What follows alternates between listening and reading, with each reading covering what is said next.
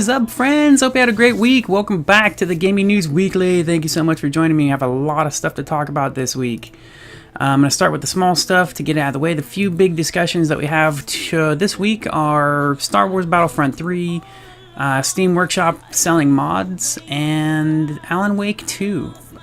So, let's get the little stuff out of the way here. First up is Tripwire, the developers of Killing Floor 2 and Killing Floor and other games. They will be revoking CD keys of abusive players in Killing Floor 2. Now, this has brought up a lot of drama. A bunch of people were talking about, well, if anybody that reports me will get my key revoked. That's not the case. They, of course, will be doing reviews. It's going to be repeated abuse, repeated just being a douche. So, pretty much just don't be a jerk in the game, and you'll be fine. That's all, man. I think it's really cool. I think, hey, you're going to be a dick in the game, they're going to take away the game from you. They're going to take away from you. You can rebuy it. Rebuy the game if you want to continue being a dick, but definitely want to kind of keep you cool if you want to continue playing with no bullcrap. So I thought that was cool. Thought that was interesting. Of course, there was, a lot of complaints, but whatever. Next bit of news, Resident Evil Remaster HD has sold over 1 million copies. Now, if I remember right, it's the biggest digital seller. The best success story for digital games, which is crazy awesome. It was one of my favorite games of all time, was that original Resident Evil game. So great. And then the remake on the GameCube was incredible. It was the same game, but with way ridiculously enhanced graphics, just absolutely beautiful. And then, of course, they did the remaster of that, or the HD version of that, brought it to PC and consoles, the newer consoles, I think. Really cool. I talking about it makes me need to go back and play it. And I had started a few hours into it, gotten a few hours into it, and I am completely lost because it's been years since I had, I used to have that game memorized, man. I used to have it memorized. I love the crap out of it. But now, it was 20 years ago, man. I don't remember all that crap anymore. But excellent game, beautiful game. So yeah, that's their success story right there. They've, digitally, they're like the biggest sales digital for, so pretty cool. Next bit of news is Project Cars 2 is actually already being worked on, which kind of pisses me off. There was a comment that was sensible, and one of the stuff people were complaining, they're like, what the hell, man, you're already doing a part 2. And the comment was like, well, there are different teams that work on these games. One team does this, one team does this. They do the different things. But the thing about it to me is, so what this one team has done, but apparently they're ready to make a second one. Why don't they just do what they're going to do in part 2 and improve the first one? I'm really confused by this one. That's all I can think. Now, I don't know the details about it, but I'm just like, this game, Project Cars, isn't even out yet. It looks amazing. It looks absolutely incredible. And as far as I'm aware, I have read about it a while back.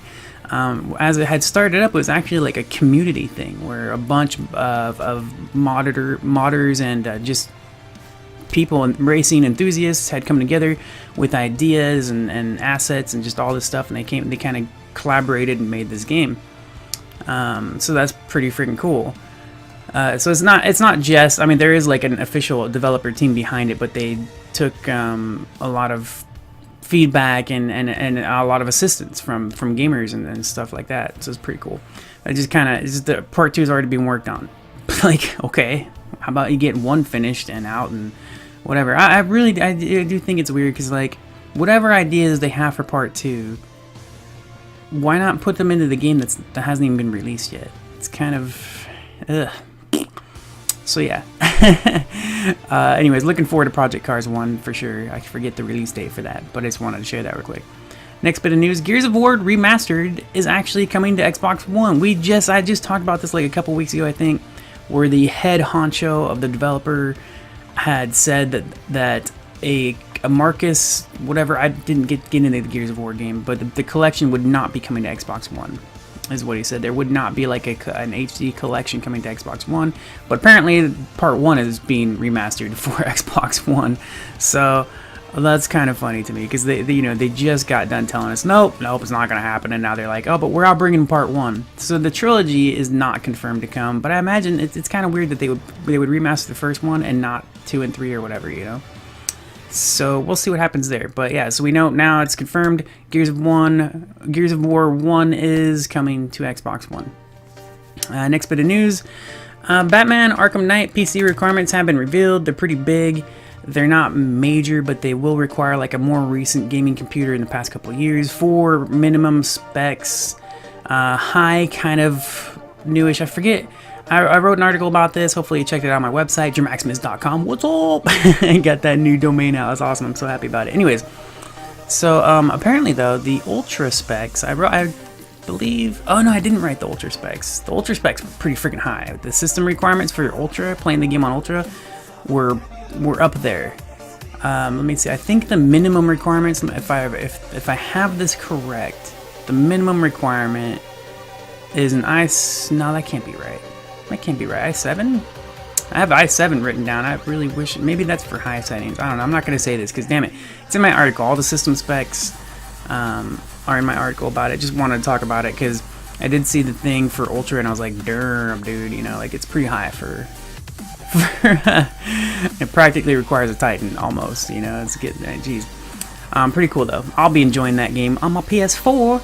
Yeah. Alright, so next bit of news. Star Wars Battlefront 3 will not have a campaign mode. And I thought this was really funny. Now, and I was actually surprised at how it's about half and half in the comments. Half the people are like, you know, oh man, no, I don't want to buy the game anymore. And then the other half are like, well, it's multiplayer anyways. Nobody's playing Battlefront for the single player, which I thought was hilarious because that's what I kept saying about Titanfall, man.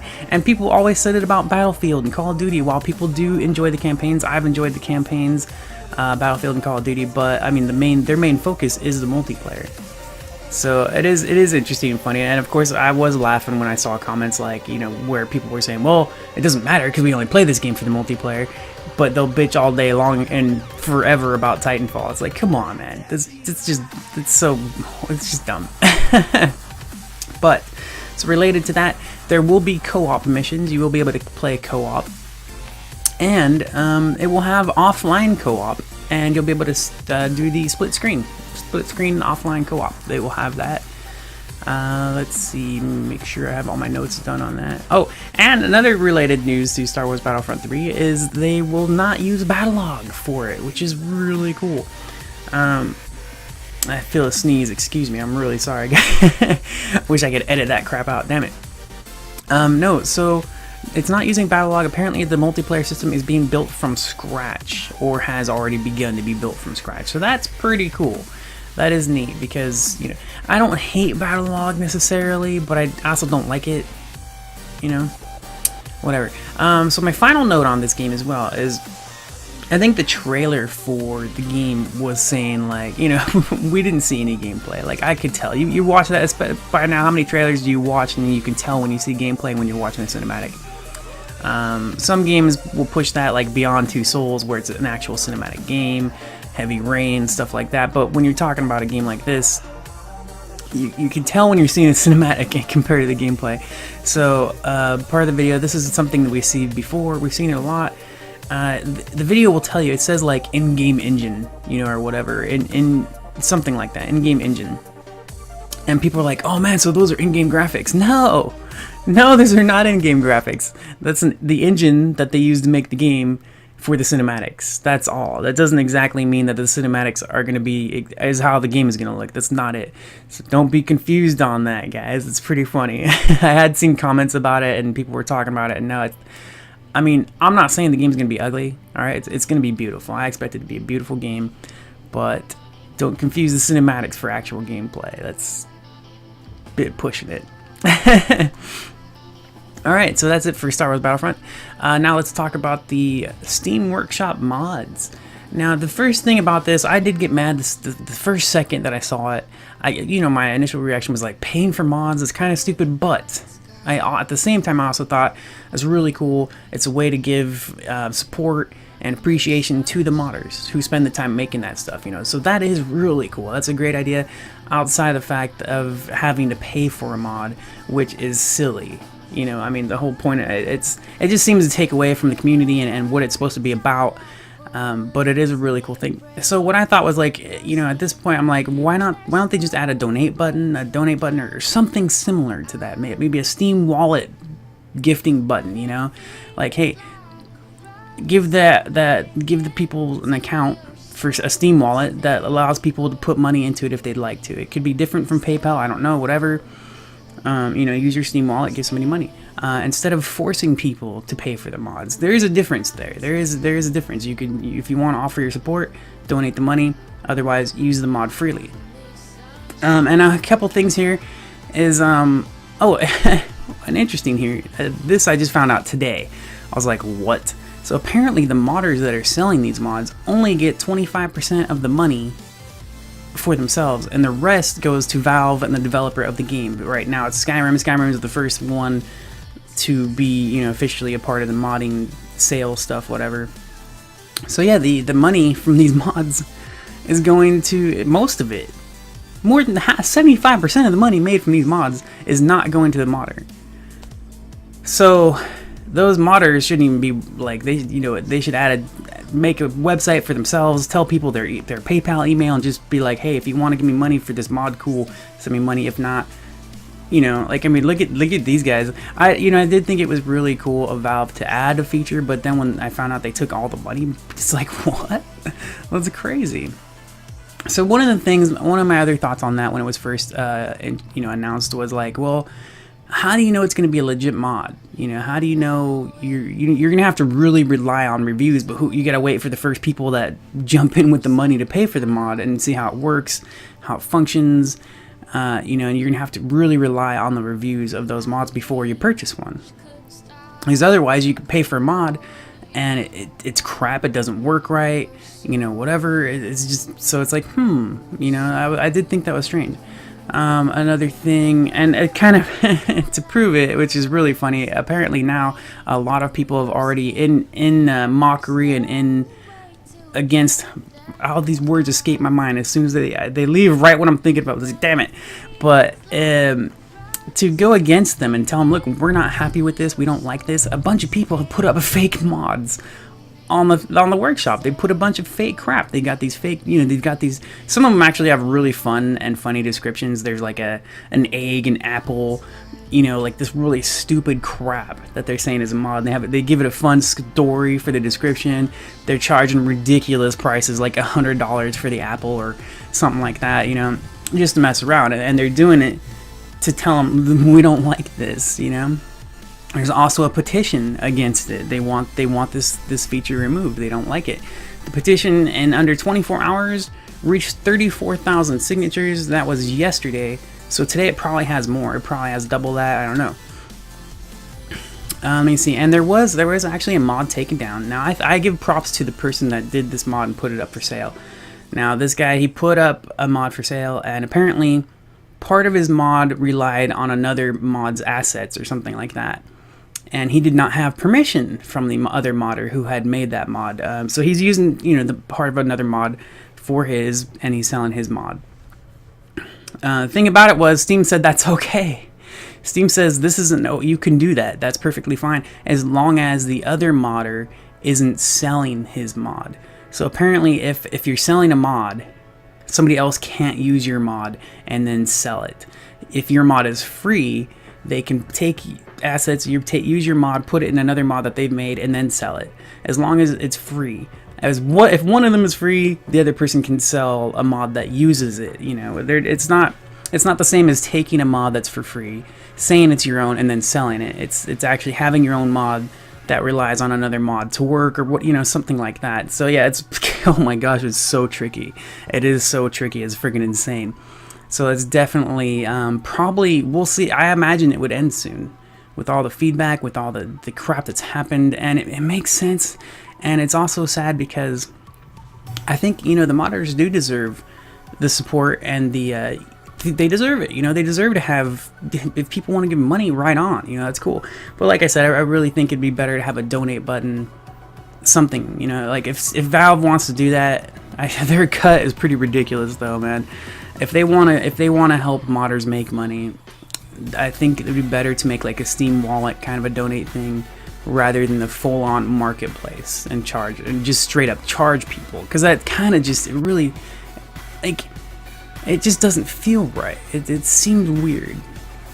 And again, this is, I've seen modders that a lot of the bigger modders, the ones that make the huge ones, the insane mods that are just absolutely incredible, they have donate buttons. They have on their websites, they have a website with a PayPal button, and people have donated to them. So I guess this is just an easier way for the smaller people that haven't really begun to do it and gotten hardcore into it to get some money for it.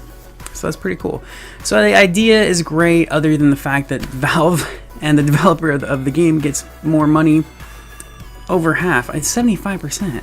And I just read that today, and I don't know how true it was. Maybe it was a rumor, but it seemed like, I mean, I don't remember where I read it, but it was in multiple places. Multiple places were talking about it. But sometimes that stuff is miscommunicated or whatever. I can only hope that's a miscommunication, because oh, that's terrible, man. That's horse crap. Like, you might as well just tell people, here's my PayPal email, send me the money there. Don't even bother with Steam. You know what I mean? So that's with the Steam Workshop. I'm pretty sure, at least I got all the notes down on that. Yeah, crazy stuff. Final bit of news, my favorite bit of news: Alan Wake 2. Now, I didn't mean to mislead with that. There was a prototype demo for Alan Wake 2. Polygon got their hands on it. They did an interview with, I believe, Sam Lake and some of the people at Remedy, and they got a ton of information. They got like a 14-ish minute, I think, gameplay video for it.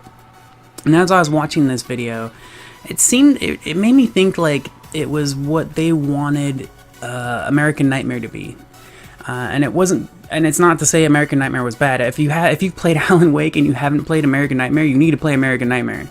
A lot of people are demanding a sequel, and apparently they don't realize that American Nightmare was the sequel.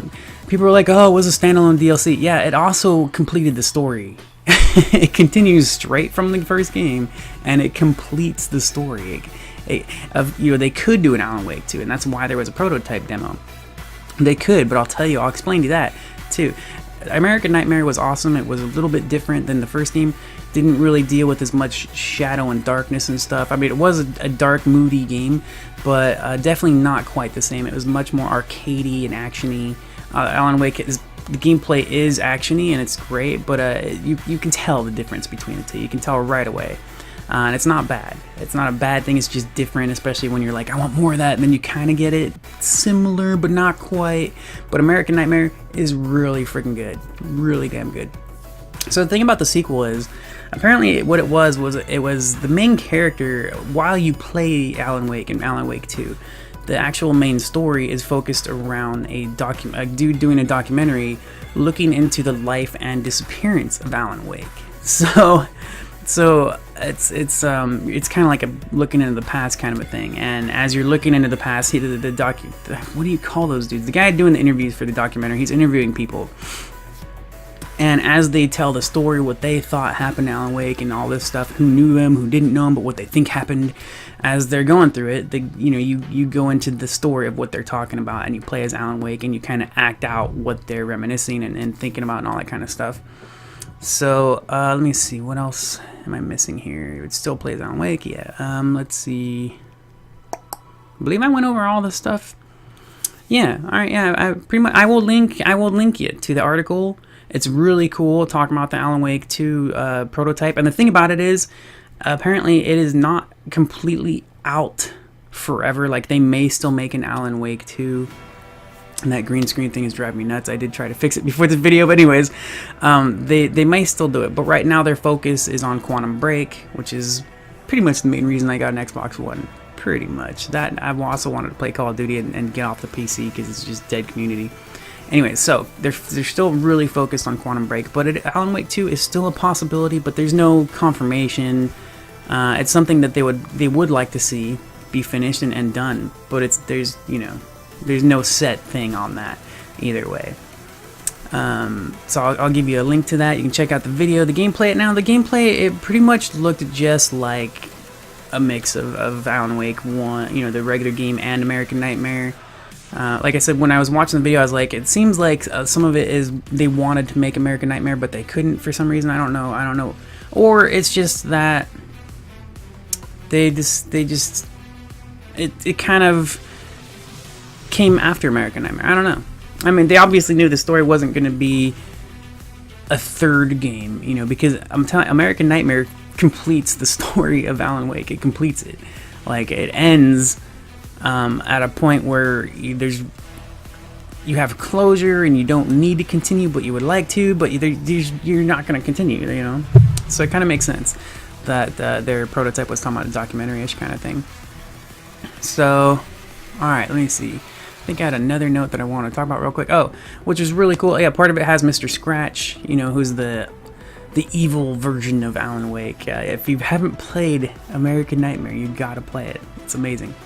And some of the stuff that was really cool was how the enemies had newer interactions. They were pointing out in the video where, this was just neat, objects would be a little more interactive with the environment.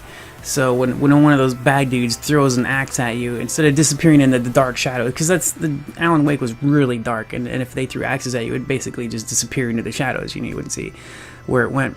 But here, you know, they throw an axe at you and it'll hit like the wall or whatever, gets stuck in whatever is nearby, which is cool. There was a scene where one of the evil dudes, he drives up in a car. For some reason, he doesn't try to run Alan Wake over, but he parks the car. He comes skating up. He's all mad. He sounds really pissed. He gets out of the truck, pulls the door off of the truck, and uses it as like a shield while Alan Wake is trying to, you know, use the flashlight and shoot him or whatever. It's really cool. It's neat. So anyways, let me see. I think that's all the stuff I had. Yeah, pretty cool. So great week. Let me recap everything here. Tripwire, developers of Killing Floor, will be revoking CD keys of abusive players, overly abusive players, you know, repeated offenses and stuff like that. They're not going to just listen to every person complaining. They're going to, you know, monitor it. Resident Evil Remaster HD, big sales, over 1 million digitally, biggest, I think they said it was the biggest sale thing, whatever, record, I don't know, stuff. Just a cool thing all around. Project Cars 2 is already being worked on. Gears of War Remastered is coming to the Xbox One. Freaking bastards lie to us. Batman Arkham Knight PC requirements have come out. They're decent. It pretty much needs a newer PC to play minimum and higher. Ultra, it has a pretty big, hefty requirement. Star Wars Battlefront 3 will not have a campaign mode. There will be co-op and offline co-op as well. Steam Workshop allows modders to sell mods, and Alan Wake 2. And that was this week. That was all the highlights for that. And thanks so much for joining me, guys. Leave a comment, leave a like, and I'll see you next time. Have a good one. Bye-bye.